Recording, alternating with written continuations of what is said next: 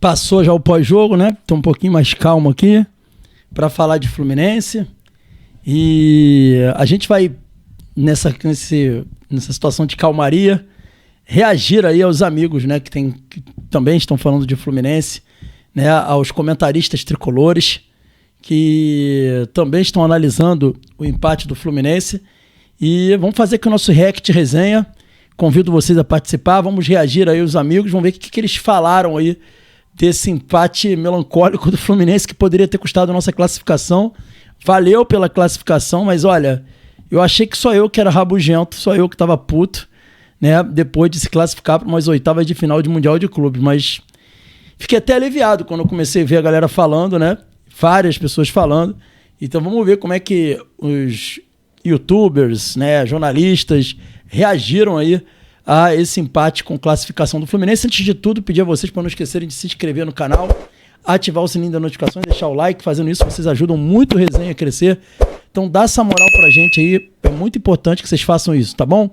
Vamos lá, vamos ver, vamos começar, galera, com o Fred Caldeira, né, que eu gosto muito dele, é um cara que eu tenho uma grande admiração, faz um trabalho maneiro. E o Fred Caldeira tá putaço, assim como eu fiquei putaço. Eu achei que eu tava sozinho nessa, mas não tô não, cara. Fred Caldeira ficou boladaço. E vamos ver o Fred Caldeira falando aí. Colocamos aí a taxa de direito autoral, né? Porque possui direitos autorais, então não tem problema nenhum com ninguém. Então vamos colocar a taxa de direito autoral. E vamos lá, vamos ver o que o Fred Caldeira falou. Cara, assim, eu ainda não tô acreditando que eu tô fazendo um vídeo de classificação do Fluminense pro mata-mata da Copa do Mundo de Clubes de mau humor. E já tenho que admitir para você aqui que esse vídeo vai ser mal-humorado.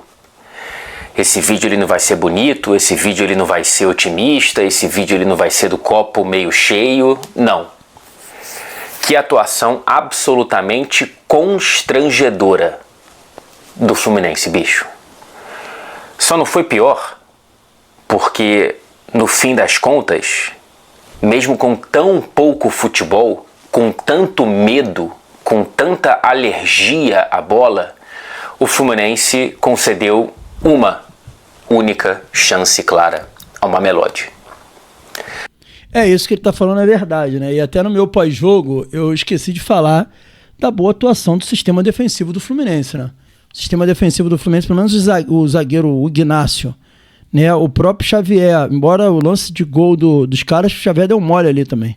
O René, que fez uma partida defensiva boa, e o Hércules, tirando esses jogadores, né? No geral, no cômputo geral, o Fluminense ele fez uma partida defensiva segura. Mas realmente na parte de criação não fez absolutamente nada. Mas é uma boa observação aqui do Fred. Então, defensivamente, por esse prisma, não foi tão mal.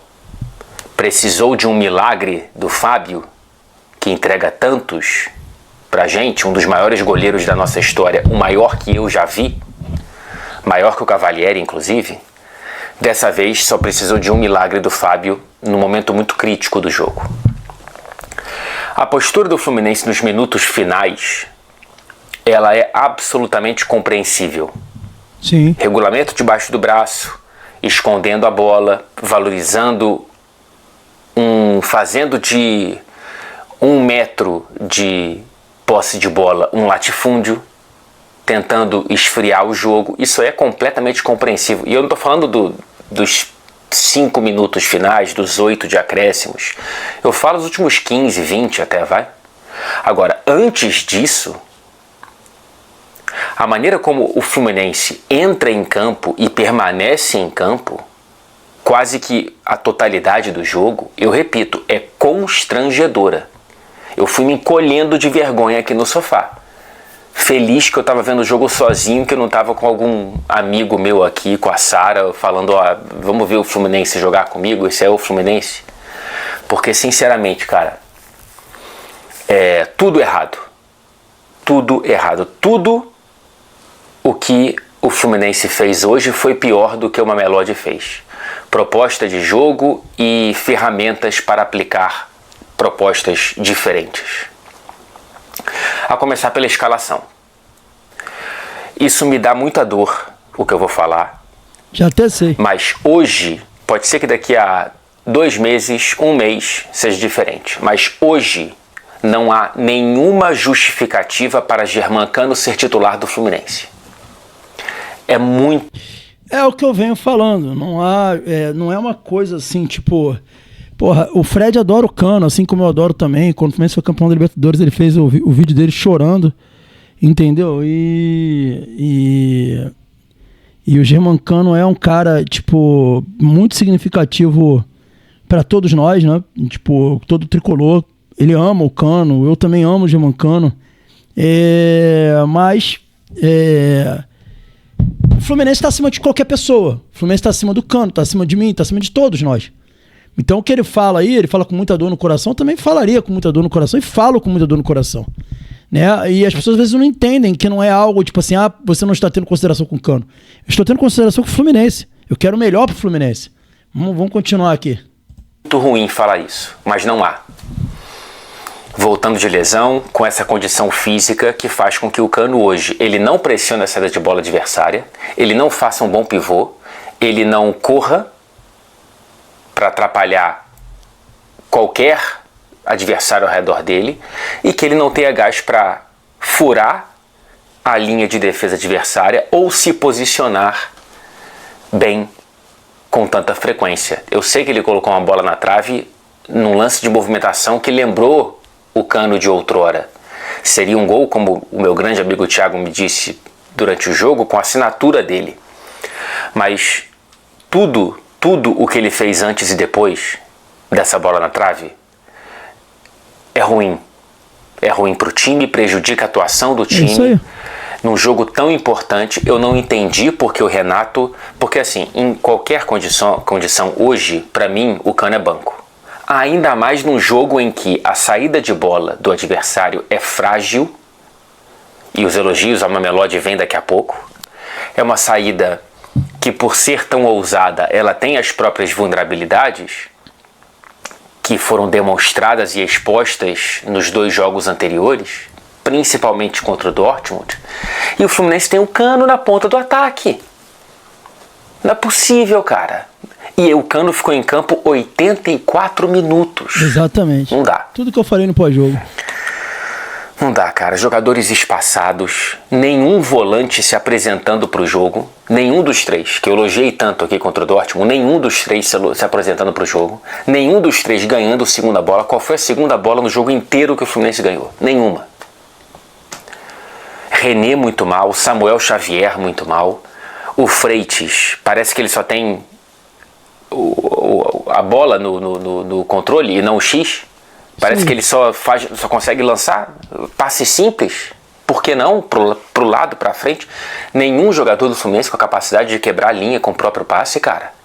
Se apresentar, nenhuma aproximação. Sinceramente, eu tô... Pode ser que com o tempo eu vá digerindo essa atuação terrível e vá começando a experimentar a doçura da classificação. E vamos ver qual adversário nessa segunda colocação do grupo. Sinceramente, cara.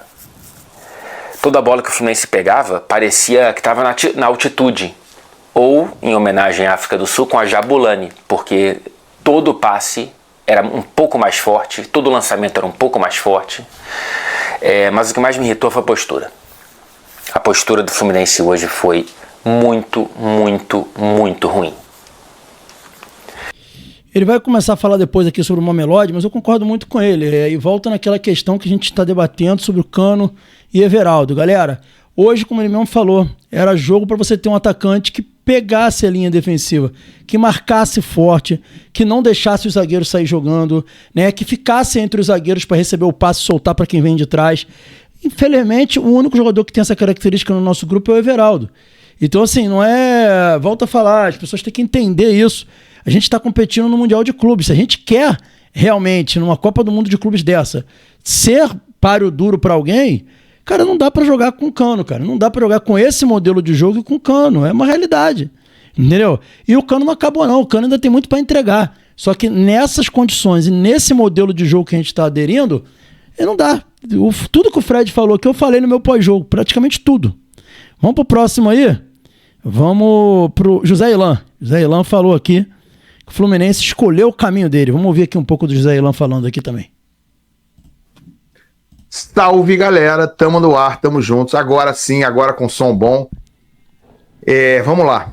Gente, Fluminense venceu o Mamelodi Sundowns. Venceu por 0-0.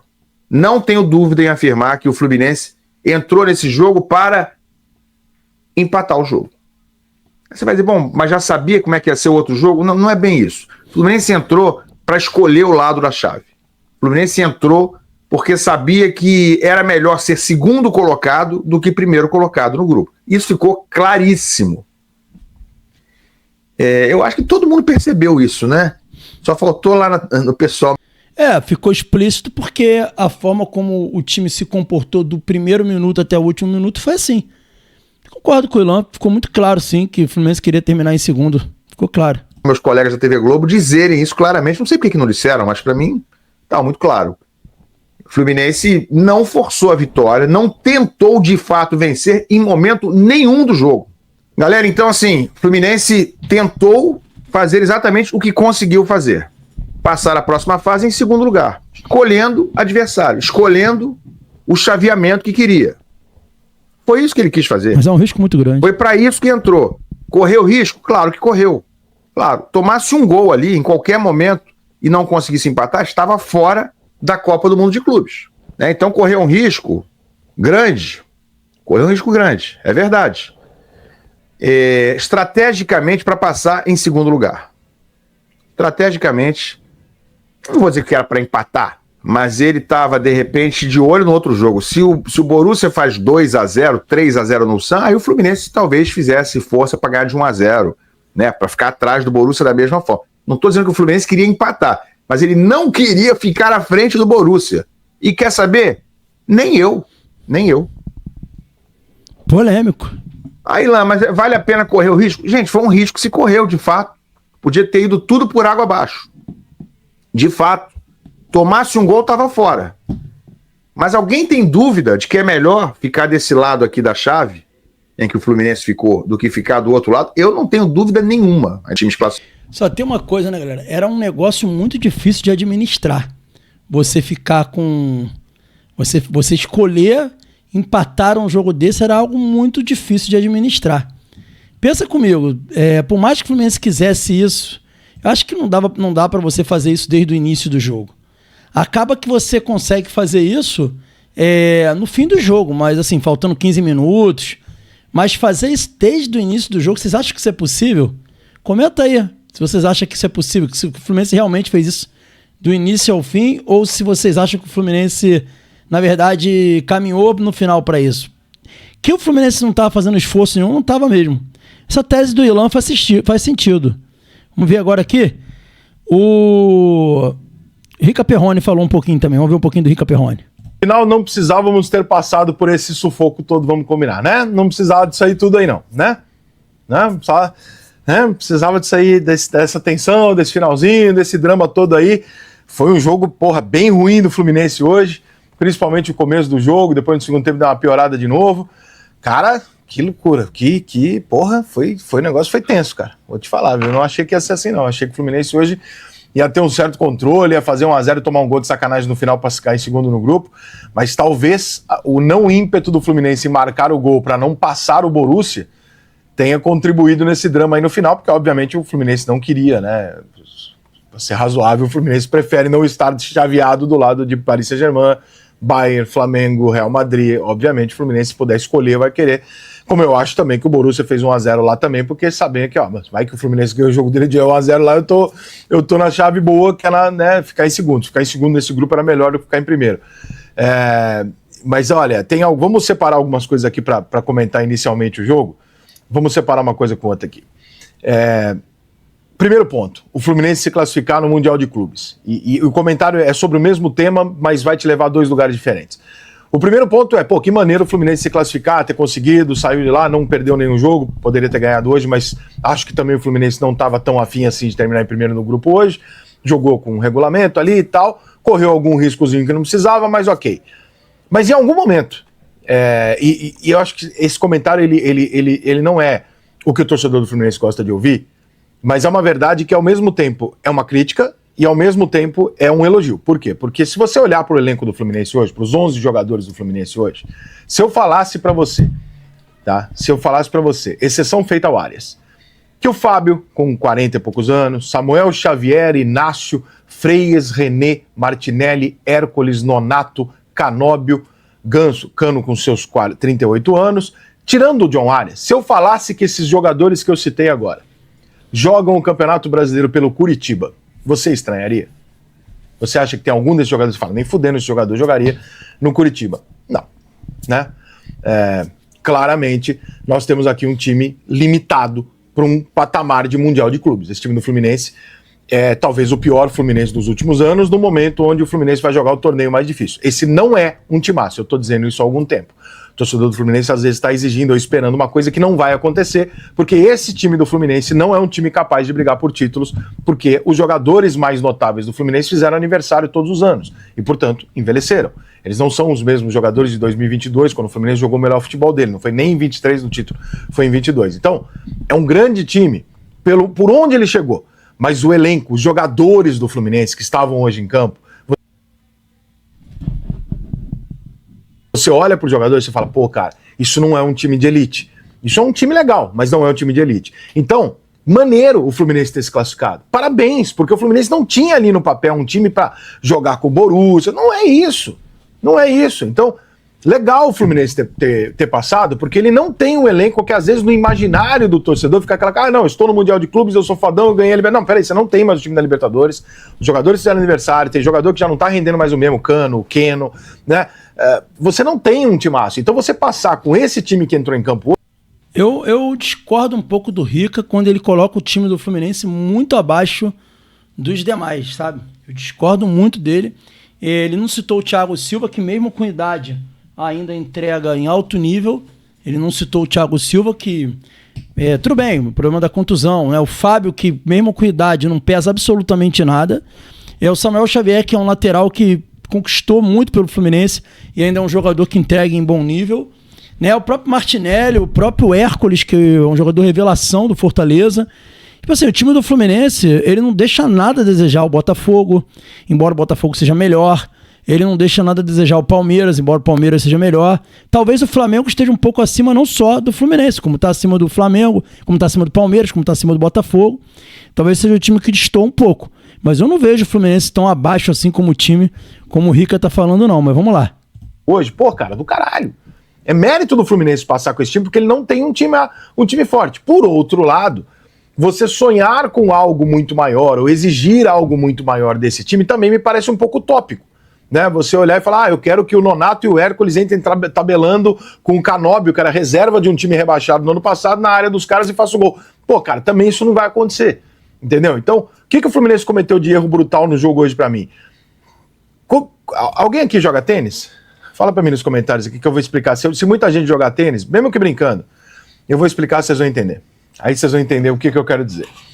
Quando você é um jogador de tênis ruim, por exemplo, eu sou um jogador de tênis ruim. Eu jogo pouco, né, e jogo mal. Quando você joga tênis mal, e você vai jogar com outras pessoas que também são mais ou menos do seu nível, ou seja, elas também são ruins, ninguém ali é profissional e tal, qual é a tua chance de ganhar o jogo? Você devolve a bolinha. Por quê? Porque ele vai errar.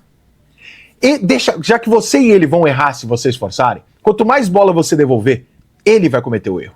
E você menos. Então você joga na bola de segurança, ele vai jogar bolas mais arriscadas, porque ele vai se achar melhor no jogo, e ele vai errar, vai jogar a bola na rede e você vai ganhar o jogo. Tua chance de ganhar o jogo é essa. Você não vai ganhar por lances fodas porque você não é foda.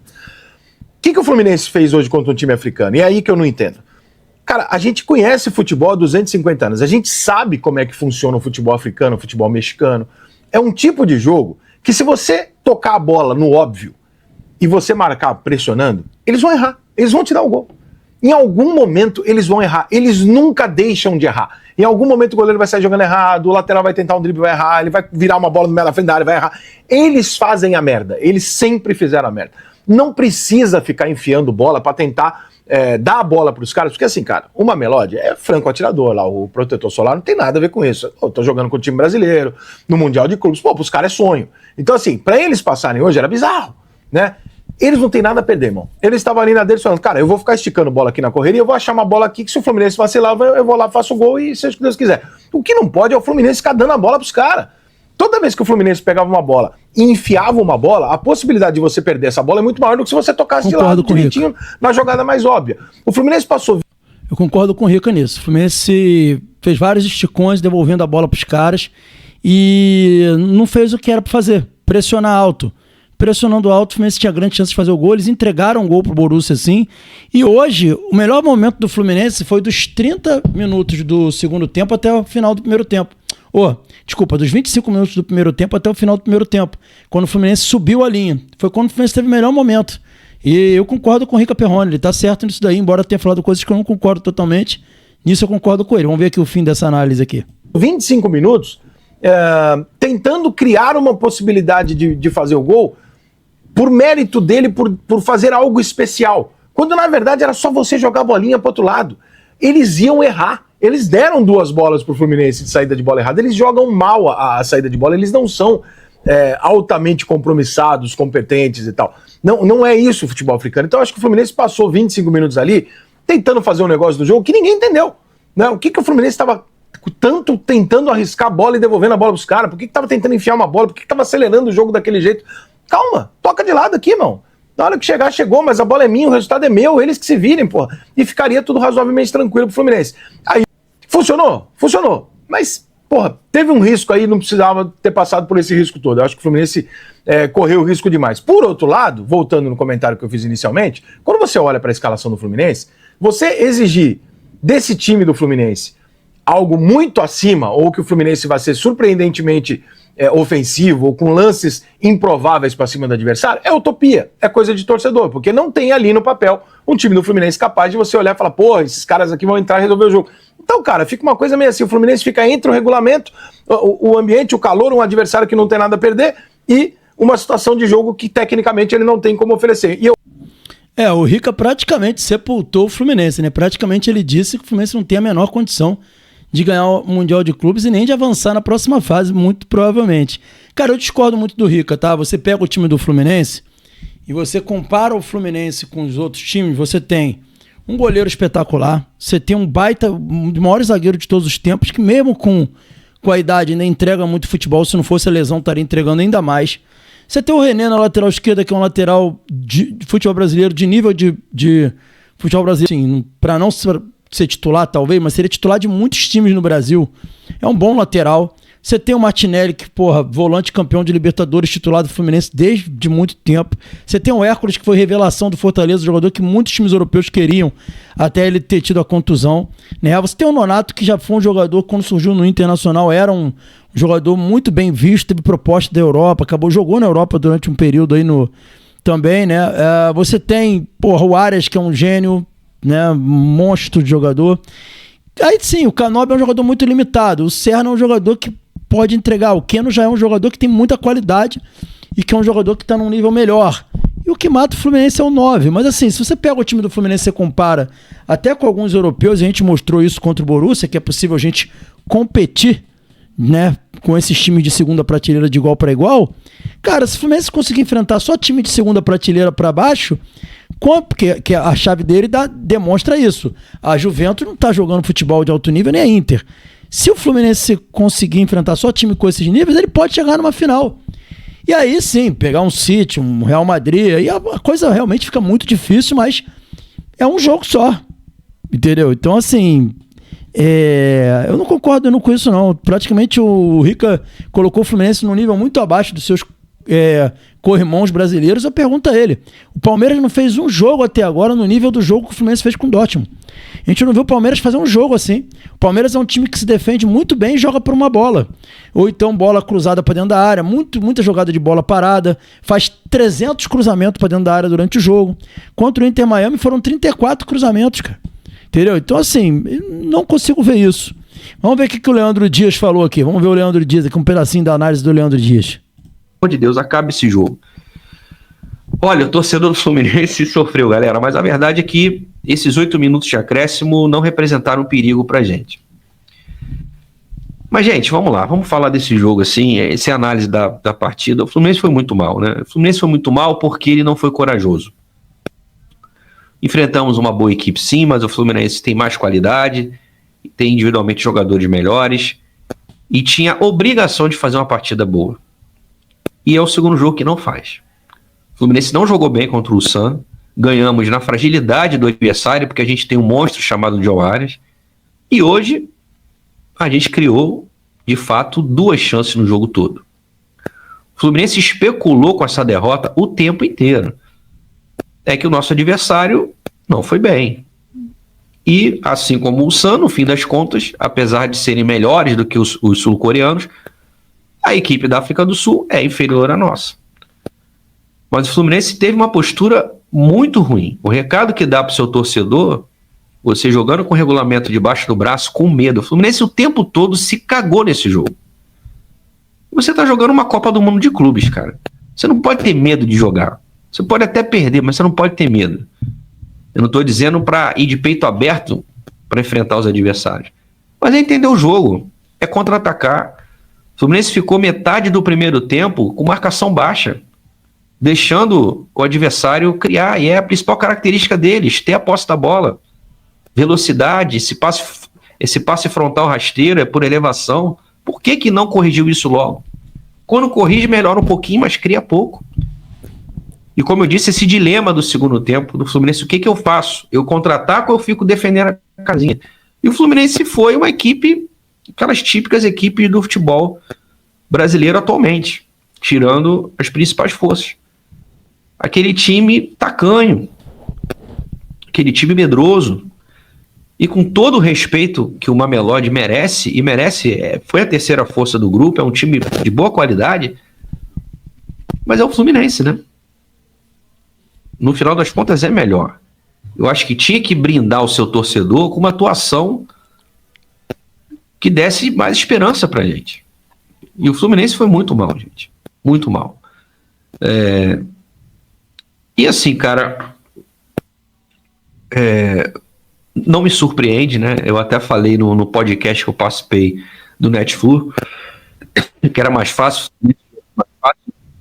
era mais provável jogar melhor contra essas 2 equipes, né?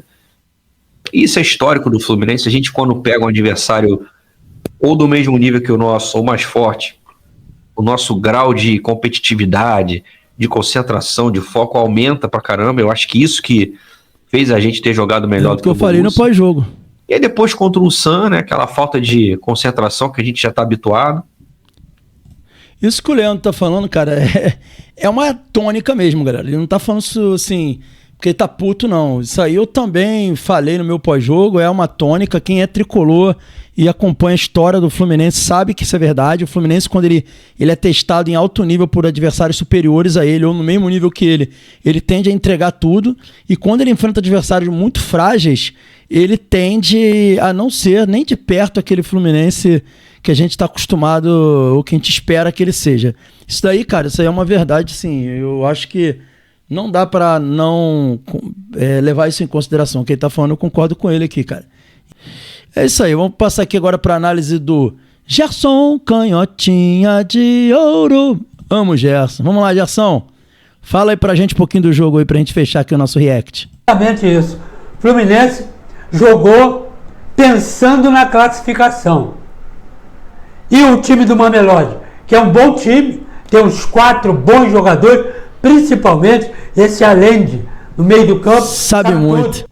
Que eu falei com vocês do Allende, né? Um ótimo jogador. Ele citou o Allende aqui, ó. Um ótimo jogador. Muito bom, Gerson. Tu é o cara. Cabelo esbranquiçado, mas muito bom jogador. Primeiro tempo ele jogou livre. Fez tudo que o meio do campo tem que fazer. Mas o problema todo, isso é interessante, o problema todo é que eles pareciam que não estavam nem aí. Eles tinham que ganhar o jogo para classificar. O empate era do Fluminense. Então o Fluminense está aqui para saber o que eles querem. Se fechou. E eles vieram pro jogo. Toca, tá bonito, muito bem arrumado. Mas da meia lua da grande área para dentro da área, eles não fizeram nada. O Fluminense não foi super apertado nesse pedaço de campo. Até da intermediária para dentro da área do Fluminense, não foram apertados, jogadores do Fluminense. Tinha um problema, o centroavante, o Reiner. Esse centroavante ficava, esse foi o perigo, por 3 vezes, entre o Ignacio e o Freitas. Esse centroavante, ele recebeu 3 bolas perigosas, poderia ter complicado o Fluminense, que era simples, não deixa ele no meio, um encosta e o outro sobra, ou então sai, deixa ele em impedimento, tá certo? Mas não pode ficar no meio o cara meteu a bola, isso. Ele vai entrar de cara pro gol. Por 3 oportunidades eles tiveram essa jogada. Então, por isso que eu dizia durante o jogo, pega quem é o mais atrasado, é o Hércules, é o Nonato ou é o Martinelli? É o Martinelli? Fica o Martinelli, exatamente para encostar nele, e sobra os dois, que eles não tinham outro homem para acompanhar esse centroavante. No meio do campo ele tinha o Zwaine, tinha o Allende, tinha o Mocoena, que joga pra caramba, e ainda o brasileiro, o Lucas Ribeiro. Então, eles se concentravam ali no meio e ficavam tocando o jogo, explorando o centroavante e explorando as laterais. O time do Fluminense mais recuado. O Fluminense não apoiou com os 2 laterais, ficou com medo. E prendia 2 de meio do campo. E ficava o Cano sozinho na frente. E o Arias, que o Arias é um departamento à parte. O Arias levou umas 4 butinadas fortes, entravam nele. Exatamente porque é o cara que arrastava e arrasta o contra-ataque ou o ataque. Por isso, o Canóbio voltava mais. Então eu prefiro o Canóbio voltando como um 4º homem de meio do campo do que o Arias. Deixa o Arias livre, aonde ele quiser. Isso aí. Pegou a bola, cadê o cara? Tá ali, bota a bola para ele, que ele vai para dentro. E tem que puxar o contra-ataque. Mas hoje isso não aconteceu. O Arias ficou muito preso no lado direito, muito preso no lado direito, e o Canóbio no lado esquerdo. E o Canóbio recuava muito e o Arias ficava muito do lado direito. Então o Arias não virou esse jogador de meio de campo que o Gerson está cobrando aí que ele tinha que ter sido. Isso não aconteceu. Agora, que análise maneira do Gerson, hein, cara? Análise de posicionamento, como o cara tem que se posicionar. A do zagueiro, que eu falei pra caralho que o cara ficava jogando entre os 2 zagueiros. Foi maneiro. É ele. E o meio do campo tem que vir. Pelo menos um do meio do campo. E não estava vindo.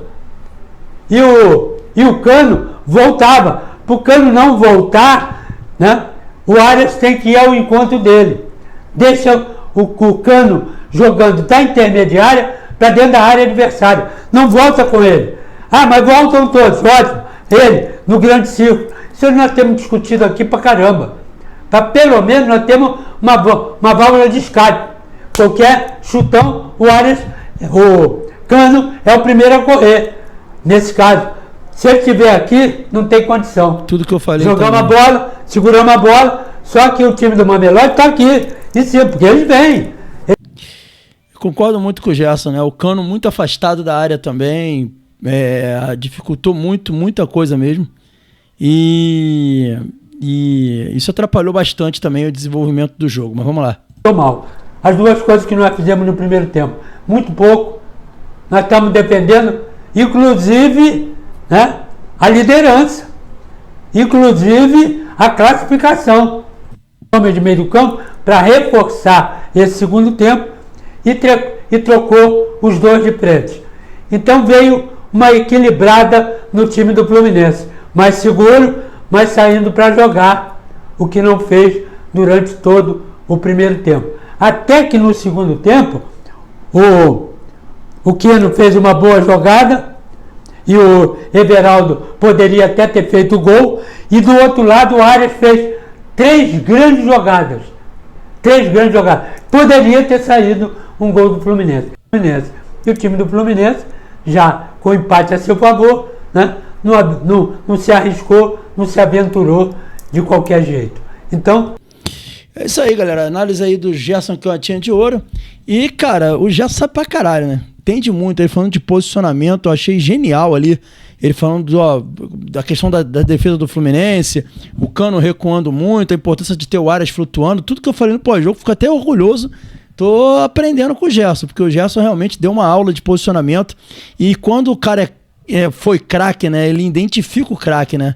Ele falou ali do Allende, né? Do craque não, que o Allende não é craque, mas que a qualidade, né, do Allende, né? Quando eu vi o Allende também jogando contra o São, eu falei, cara, esse maluco é bola. E aí vi um outro jogo dele na final da Champions lá da África, falei, caraca, o maluco é muito bom de bola. E esse garoto realmente é bom. E é isso, galera. Análises aí sobre essa coisa, o Fred Caldeira. Eu fui um pouco no meu pós-jogo eu fui um pouco de Gerson, guardadas todas as proporções, né? Quem sou eu? Gerson, monstro, tanto como jogador como comentarista. E fui um pouco de Fred Caldeira, puto pra caraca. Porque, cara, não dá. Tipo assim, olha Quintela, mas foi bom se cair na segunda chave. Foi bom, beleza, foi bom. Pro clube é importante. Tem mais chance de ir mais longe, de ganhar dinheiro, enfim. Eu entendo tudo isso. Eu só acho que o risco que se correu não vale. Tô falando isso aqui porque se toma um gol dos caras e é eliminado, pô, eu ia estar puto pra caralho aqui batendo pesado, porque tomou o gol e eu não admito que perca desse jeito. Então, assim, eu apenas fui o que eu seria, tipo, se tivesse dado ruim. Porque é muito fácil também ser, como é que se fala? Tem um nome que se dá, né? Engenheiro de obra pronta. É muito fácil ser engenheiro de obra pronta. E eu não sou engenheiro de obra pronta, sou uma pessoa honesta e minhas análises, elas são honestas, baseadas em fatos. Então, assim, eu acho que foi um risco muito grande que não vale a pena correr. É melhor ganhar, terminar em primeiro e não ter o risco. O Fluminense escolheu correr. Uma coisa faltando 10 minutos, você vai lá, não. Os caras estão ganhando lá, estão empatando aqui, é bom pra gente? Beleza, vamos segurar isso aqui. Segurar com a posse de bola no campo ofensivo, beleza. Outra é você passar o jogo inteiro fazendo isso. Pelo amor de Deus. Enfim, o que vocês acharam aí? Comenta aí, quero ver o comentário de vocês a respeito das análises aí, né? E reajam também. Reajam aqui a tudo que foi dito e a mim também. Quero conversar com vocês. Valeu, galera. Saudações tricolores. Deixa o like, se inscreve aí no canal. Não esquece, é muito importante pra gente que vocês se inscrevam. Valeu.